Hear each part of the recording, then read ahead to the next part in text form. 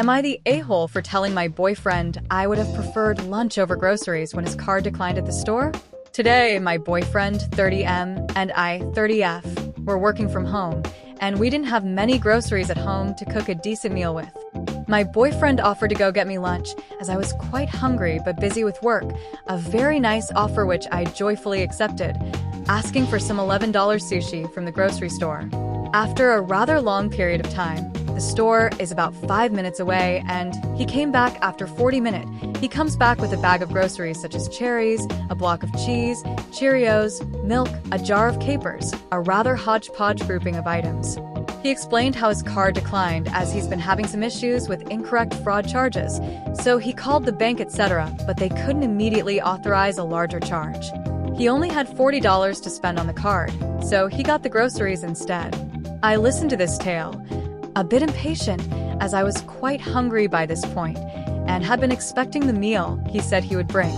As he concluded his story, I said, likely in a notably disappointed tone, "Got it.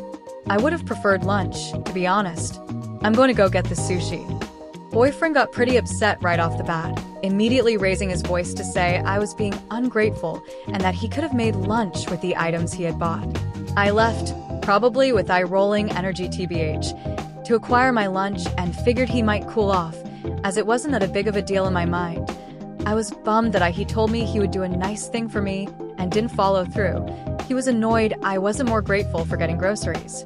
When I got back, he said I was being AB*TCH and that he was doing a nice thing and I should be appreciative. My response was to laugh at that reaction and then just leave the room, as it seems so preposterous to me to have that large of a reaction to saying I would have preferred lunch in the middle of a busy workday. In my view, if you tell someone you're going to get them lunch when they're hungry, you prioritize delivering on that offer because you stick to your word, or at a minimum, you shoot them a text to say it didn't work out.